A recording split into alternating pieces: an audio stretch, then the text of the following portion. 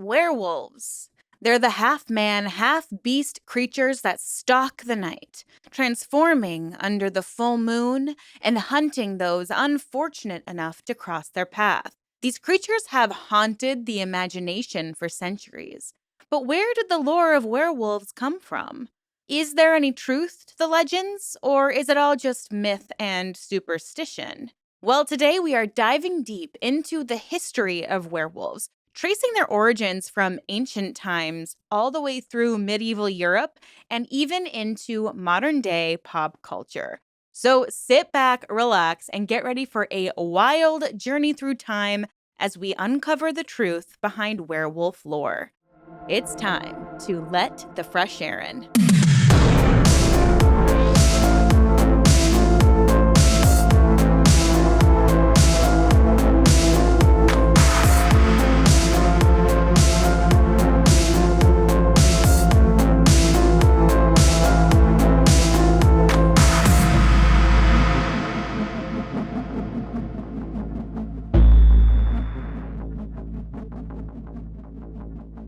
Welcome back, or welcome if you're new, to my brand new Spooky Sunday series where we are covering all things spooky, lore, superstitious, creepy, all of the things. So if you're into this sort of thing, please consider subscribing because I'd absolutely love to have you here.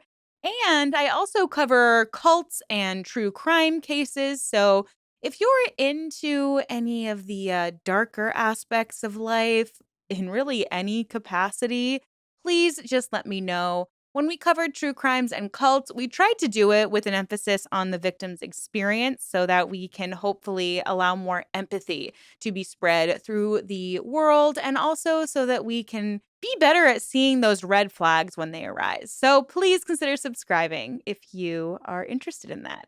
I am here with you today in my Hermione best.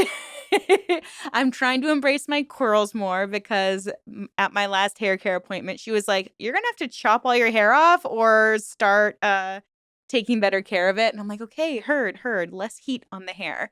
So I'm really excited to dive into today's video, you guys. I've told you that I kind of got on like a little bit of a fourth wing kick, and then I started reading ACOTAR, and now I'm on a total like romantasy vibe. And what inspired this video was actually a story about a man who's half vampire, half wolf, and he's like searching for his mate like who like she ran away from him. It's a very cool, kind of sexy story, but I was like, man, I didn't think I'd be into this like vampire werewolf combo, but I am.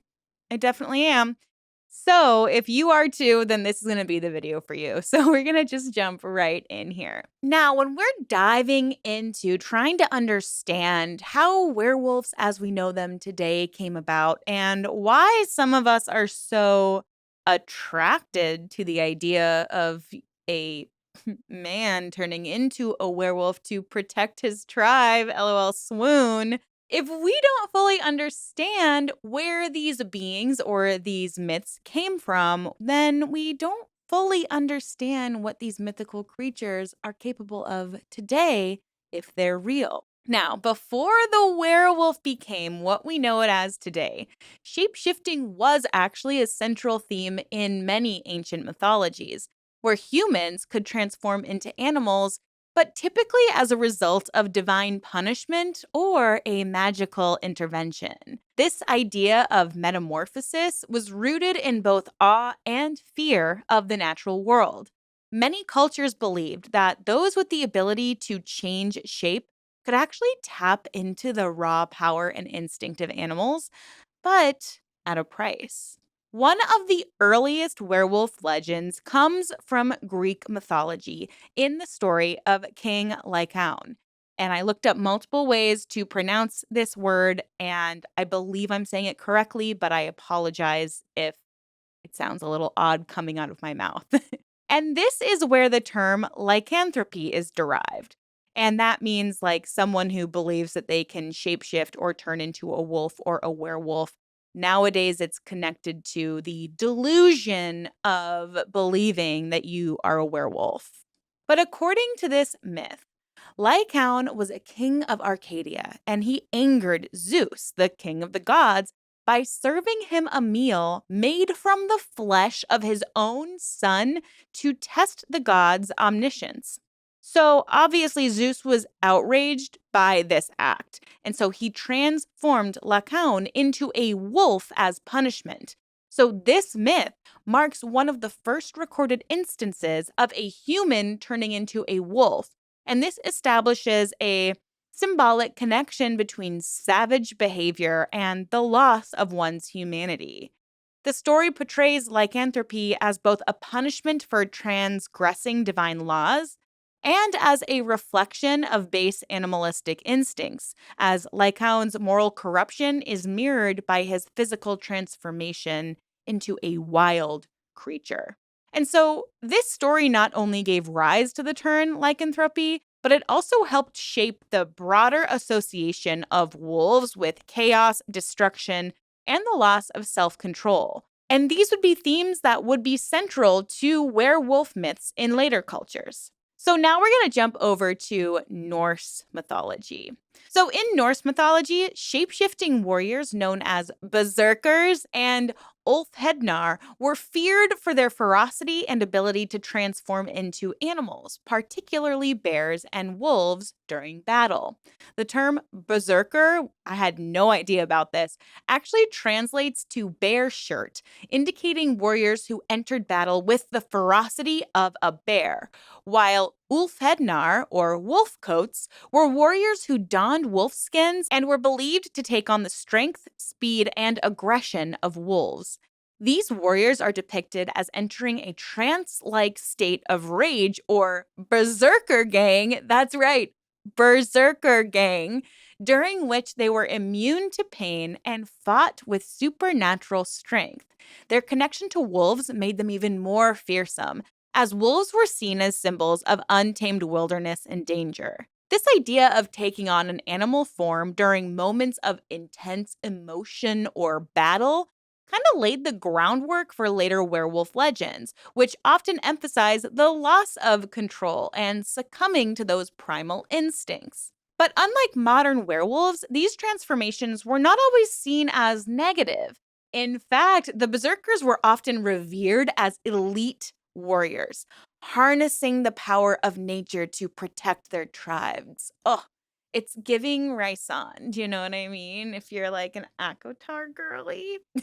However, their wild, uncontrollable nature made them both revered and feared, representing the delicate balance between man's civilized self and his untamed animalistic side, which is something I think a lot of us would appreciate seeing more of. Man, I'm on one today, guys. Sorry if it's distracting from all these fun facts. So now we're going to jump into Celtic and Slavic shapeshifters. In Celtic mythology, stories of shapeshifting were also very prevalent. Many Celtic gods and heroes possessed the ability to change into animals, including wolves. So, for example, the Irish goddess Morrigan could transform into various animals, including a wolf, to bring chaos and destruction to her enemies. And in these myths, shapeshifting was often a means of gaining power and insight, but it could also be a curse. And Morgan is also a character in Akotar. I am such a romantasy nerd. Now, in Slavic mythology, wolves were seen as creatures associated with both death and protection. The Slavic legend of the Volkodlak describes humans who could turn into wolves, often as a result of a curse. It's almost like we've heard this before. Or after committing very big sins. The transformation into a wolf was typically permanent or extremely difficult to reverse, and this symbolized a permanent break from human society and a life lived on the fringes of morality. So, across many cultures, becoming a wolf or a wild animal was frequently seen as a curse or a punishment for wrongdoings. And in many early werewolf stories, the person was transformed as punishment for sins like murder, cannibalism, or breaking divine laws. The transformation was meant to reflect their inner moral decay, with the wolf symbolizing their fall from grace. So, for example, in medieval Europe, Wolves were often feared as dangerous predators, and being associated with one was akin to being seen as morally corrupt or spiritually dangerous. Now, this notion of being cursed or punished for one's transgressions heavily influenced how the werewolf legend evolved. By the time the legend reached medieval Europe, the transformation into a wolf was seen as a demonic affliction linked to Satan and witchcraft. Now, this association would lead to the rise of werewolf trials, where individuals were often executed after being accused of lycanthropy. Now, this piece of information was absolutely shocking to me because, much like the witch trials, there were werewolf trials from the 15th to the 17th centuries. And I had no idea that this was ever happening alongside the infamous witch hunts all over Europe. So, this was all rooted in superstition, fear, and of course, religious fervor. These trials sought to prosecute individuals accused of lycanthropy, the transformation into a wolf, typically in service to the devil. Many of these trials occurred in regions where wolves were feared as predators and symbols of danger. The werewolf trials arose during a period of intense religious conflict and superstition. So, just like the witch hunts, they were fueled by the fear of the supernatural and the influence of the church, but also local folklore. Wolves themselves were feared throughout Europe, often seen as symbols of chaos, death, and destruction. Much different when what they're kind of seen as being like protectors and alpha males. I feel like everyone I know who claims to be an alpha male has a wolf tattoo somewhere on their body, which is like really ironic because alpha wolves are usually like behind the crowd instead of leading it, but that's a conversation for a totally different day. But this fear of wolves merged with Christian theology, leading to beliefs that those who practiced witchcraft or made pacts with the devil could transform into wolves and wreak havoc on villages and devour livestock or even children. While werewolf legends had existed for centuries, these trials began in earnest in the late 1400s and mirrored the witch hunts that were already widespread. And if you're curious to hear about those witch hunts and those trials, I'm doing an intensive, full on deep dive next Sunday. So make sure you're subscribed if you want to hear all about that. So, in some cases, these so called werewolves, or the ones accused to be werewolves, were believed to have the power to change into wolves through pacts with demonic forces, while in other instances, people were accused simply because of violent or erratic behavior that led others to associate them with wolves. Now, there are some very, very infamous werewolf trials, and one of them is the trial of Peter Stumpp in 1589. This occurred in Bedburg, Germany, where a man named Peter Stumpp was accused of being a werewolf. Stumpp allegedly confessed while being tortured to having made a pact with the devil and using a magical belt to transform him into a wolf.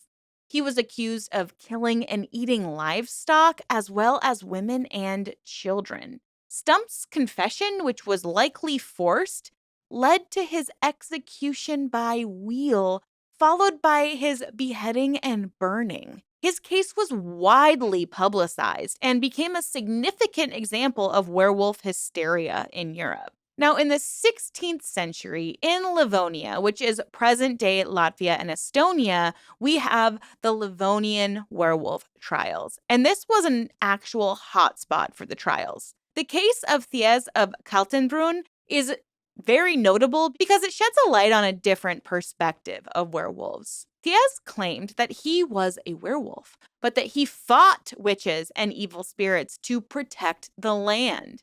Now, his case in 1692 differed from the typical werewolf narrative in that he portrayed himself as a good werewolf, fighting for God rather than working for the devil. But despite his defense, Thies was convicted and sentenced to flogging. Now, in 1521, in Poligny, France, Michel Verdun, Pierre Burgot, and Philippe Goldner were all accused of lycanthropy after allegedly confessing to having made a pact with the devil and transforming into wolves so that they could commit murders. Now, these confessions were also obtained through, you guessed it, torture, and it led to their execution.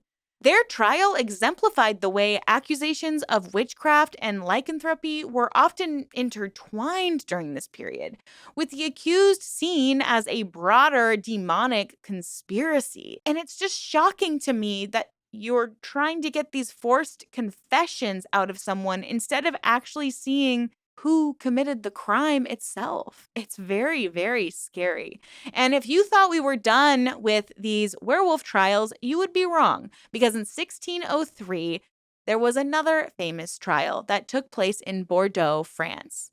This is about Jean Grenier, a teenage boy who was accused of being a werewolf after he confessed to attacking and eating young girls while in wolf form. Now, unlike many of the others, Grenier was not executed. Instead, he was sentenced to life in a monastery where he spent the remainder of his life under supervision.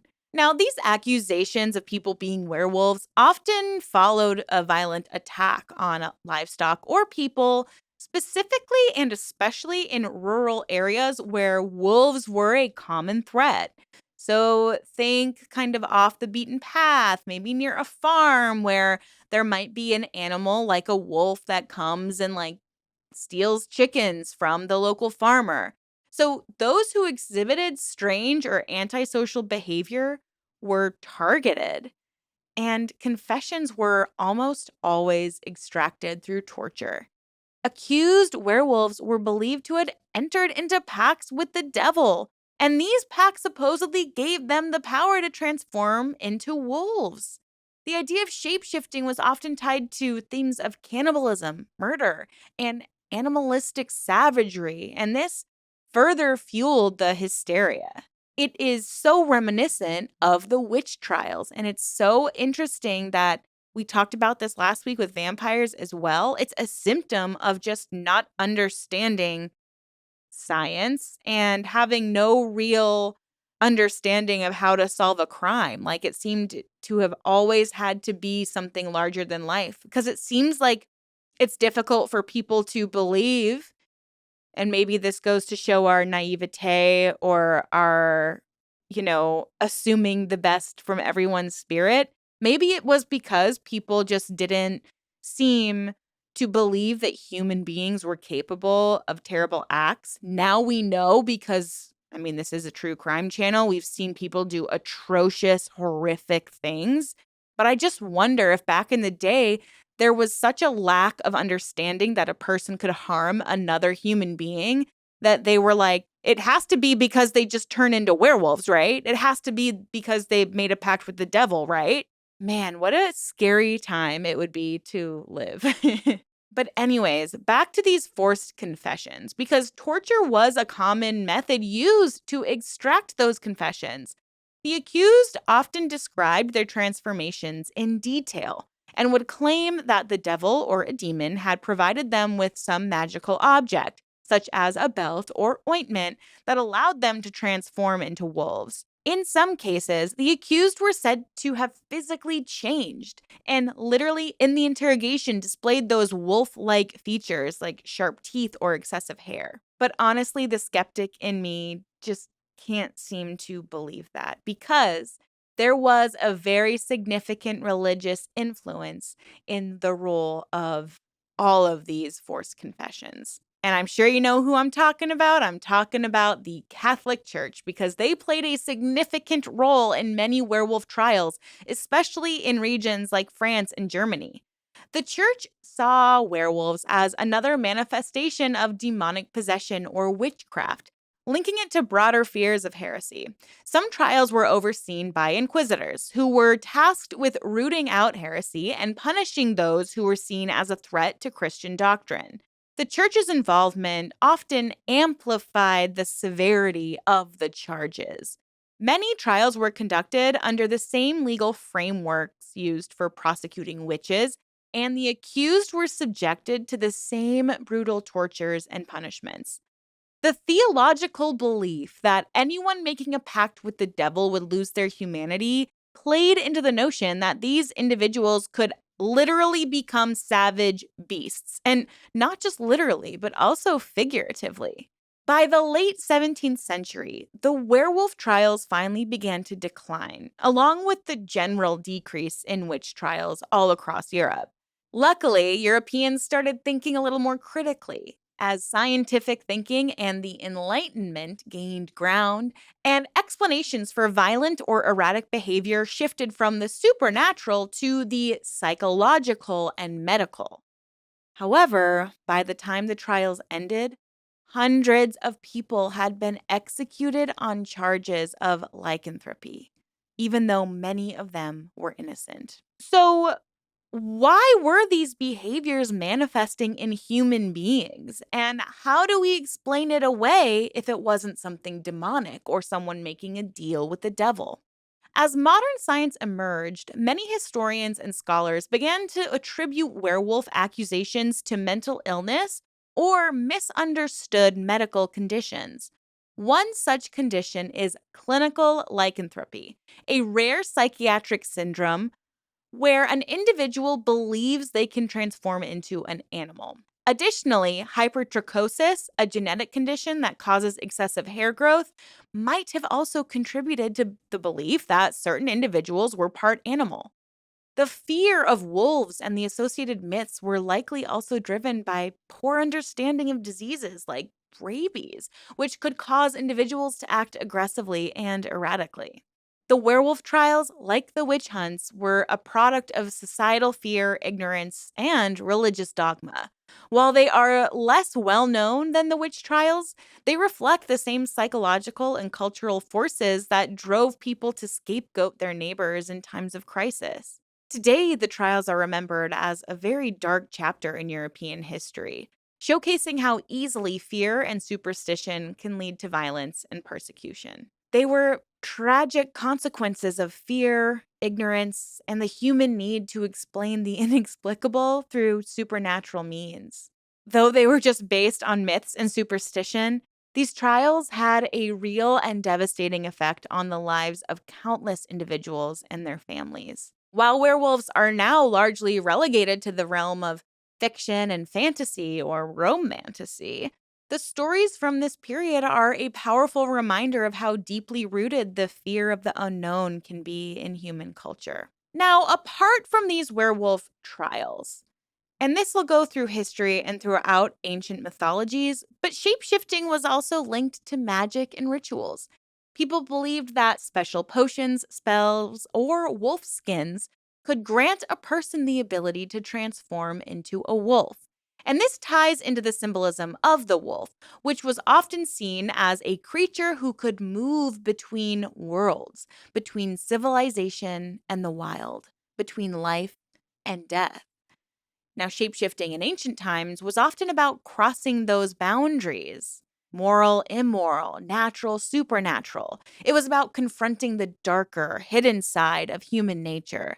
And this is what makes the werewolf so enduringly fascinating. As we've seen, many early werewolf stories were moral tales about the dangers of losing one's humanity. And this is a theme that continues to resonate in werewolf lore today and honestly, just in society. Because sometimes in recent years, it feels like we're all dangerously close to losing our humanity. It feels like sometimes people are just going berserk. By the 18th and 19th centuries, the image of the werewolf began to evolve, influenced by regional folklore and cultural changes all across Europe. While early werewolf myths emphasized the violent and uncontrollable nature of werewolves, by this period, the werewolf was often seen more as a tragic figure, cursed by fate or malicious forces.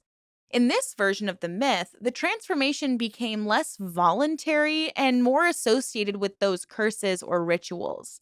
The most striking addition during this time was the association with the full moon, a hallmark of werewolf lore today. Now, although earlier werewolf tales didn't consistently link transformations to the lunar cycle, By the 18th century, this connection became much more prominent.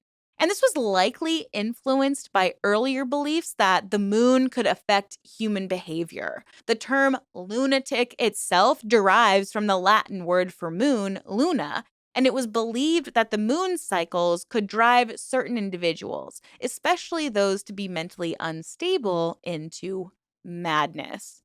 So, this connection to the moon lent a mystical and somewhat uncontrollable element to the werewolf's transformation.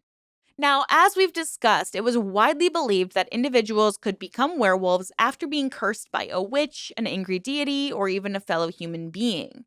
In some stories, a curse was passed down through generations, making lycanthropy a hereditary condition that plagued certain families.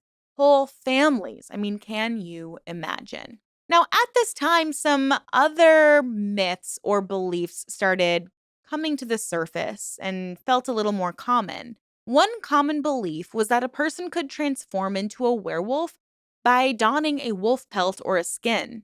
Some traditions held that wearing a belt or girdle made of wolf hide would cause the wearer to assume the form of a wolf.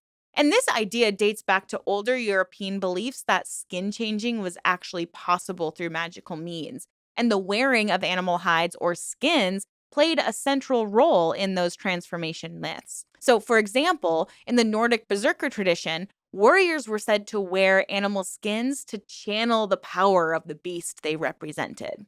Another widespread belief during this era was that individuals could apply a special ointment to their skin to trigger the transformation into a wolf. These ointments were often said to be prepared using magical herbs or animal fats, sometimes provided by witches or other supernatural beings. So now let's talk about this cursed hereditary lineage. This belief added a tragic dimension to the myth. As some individuals were seen as helpless victims of an inherited curse they could neither escape nor control. In these cases, turning into a werewolf could be triggered by emotional stress or specific rites, but it was always lurking in that person's bloodline. And this is where we start to romanticize the tragic werewolf. The werewolf myth continued to develop during the 18th and 19th centuries, especially in literature. And the creature began to take on a more tragic and sympathetic quality. Rather than being solely a monstrous figure of terror, werewolves were often depicted as victims of an uncontrollable transformation, struggling with their inner animalistic nature. This shift mirrored the Romantic era's focus on inner turmoil, nature, and the supernatural. The image of the werewolf is a misunderstood, tragic figure, and that became more prevalent in art, literature, and folklore, setting the stage for later depictions of werewolves in the 20th century media. Werewolves were kind of like the symbol of the uncontrollable animal within a human. So, as European folklore and literature continued to evolve, werewolves were increasingly seen as metaphors for that primal side of human nature. In some stories, the werewolf represented that repressed animalistic urge that we all have inside of us, emphasizing the dangerous consequences of denying or ignoring these instincts. This portrayal of werewolves is tragic yet horrifying, and these figures are struggling with their dual nature, and this resonated with romantic and gothic literary traditions of the time because they blended fear with empathy. It's giving, I can change him. So, in summary, during the 18th and 19th centuries, werewolves were no longer seen merely as malevolent creatures, but as tragic figures suffering under the weight of curses or inherited traits. Their transformations, once believed to be linked to magical rituals or the wearing of wolf pelts, became connected to the mystical influence of the full moon, further cementing the werewolf as an uncontrollable force of nature. This period saw the werewolf shift from a figure of pure horror to one of sympathy, an evolution that continues to influence how they are portrayed in modern pop culture. So in 1896, Clemens Hausman wrote The Werewolf, And this Gothic novella was one of the first literary works to feature werewolves as tragic figures, blending that horror with romance and mystery. And now we have books where it's basically werewolf corn and women in their 30s are getting off to it. So, man, werewolves have really come a long way. So, now we're going to jump into some of the psychological theories behind werewolves. And we're going to talk a little bit more about clinical lycanthropy, because this is one of the most intriguing ways werewolves have been examined through psychology. So, this is described as a rare disorder where individuals genuinely believe they have transformed or can transform into a wolf or another animal. This delusion can lead them to act in ways that mimic animalistic behavior, like howling, growling, or even attacking other people. These behaviors are deeply rooted in the person's belief that they have lost their humanity and become a beast. Now, cases of clinical lycanthropy have been documented in medical literature, but they are exceptionally rare. Psychologists theorize that this condition might be linked to other mental health disorders such as schizophrenia, bipolar, or even psychotic episodes. During these episodes, the individual's delusion of transformation could be tied to their perception of self, which is severely distorted due to those underlying mental health conditions. There are also historical connections that can explain this belief. In the past, some people who were accused of being werewolves might have actually been suffering from what we now recognize as clinical lycanthropy. Without modern medical understanding, villagers and accusers likely interpreted that erratic and animalistic behavior as evidence of a supernatural transformation. There also could be another medical solution as to why so many people were acting so erratically back in the 16th and 17th centuries, and that is ergot poisoning. This occurs when a fungus infects rye and other grains, so this might have played a big role in some of these incidents where people were being accused of being werewolves or maybe even witches, because this fungus, it can cause hallucinations in humans and sometimes psychotic behavior. So, ergot poisoning could have actually been mistaken for some supernatural entity now known as a werewolf terrorizing the town. But really, it's like you have food poisoning. Like you've caught a disease from eating bread. It absolutely blows your mind. And now, from a broader psychological perspective, many scholars argue that the werewolf myth taps into a deeper human fear of losing control. Because, in its simplest form, the werewolf represents humanity's primal instincts, the part of ourselves that's wild, untamed, and violent. The transformation from human to wolf is a symbolic manifestation of the tension between civilized behavior and our animalistic impulses. The idea that a person could lose their humanity and become a bloodthirsty beast represents the struggle to control darker urges, such as aggression, sexual desire, and even rage. Werewolves reflect the fear that these instincts are just below the surface and they could erupt under any right condition. And in this case, it would be a full moon or a curse. Now, in Freudian psychology, the werewolf can be seen as an embodiment of the id, the part of the psyche that operates based on primal urges and desires. In contrast, the human form represents the ego and superego, which are concerned with societal norms and self control. The transformation into a werewolf can be interpreted as the id taking over, leading the person to act out their most animalistic desires and impulses without regard for consequences.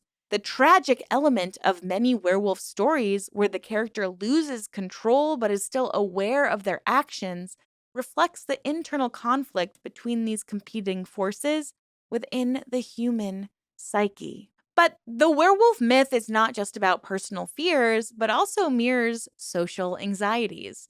During times of great social upheaval, such as wars or plagues, the fear of the other or outsiders or those who seem different often escalates. Werewolves were often portrayed as outcasts or people on the fringes of society, emphasizing the social fears of those who didn't fit into the norm. These figures were seen as dangerous, unpredictable, and more likely to give in to their base instincts. This fear of the uncontrollable human animal hybrid is reflected in historical events like those werewolf trials. These trials can be viewed as manifestations of deeper social fears about order, morality, and control, where a werewolf just really became a scapegoat for collective anxieties about criminality, disease, or immorality. But the werewolf can also be a symbol of repressed desires. It's linked to particularly repressed sexual desires. In many werewolf stories, the transformation is triggered by those heightened emotional states, such as sexual frustration, anger, or even jealousy. The werewolf is thus a symbol of forbidden desires that cannot be expressed in the constraints of society, but erupt when the human character transforms into a beast.